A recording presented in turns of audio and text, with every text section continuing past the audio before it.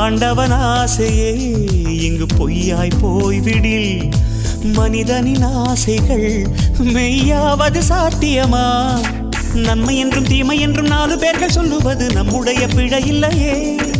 துன்பம் என்ற சிப்பிக்குள் தான் இன்பம் என்ற முத்து வரும், துணிந்த பின் பயம் இல்லையே.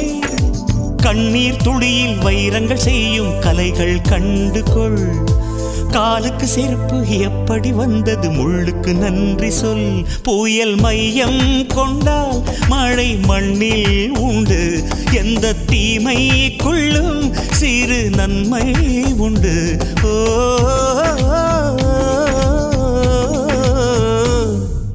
சந்தோஷம் சந்தோஷம் வாழ்க்கையின் பாதிபலம்.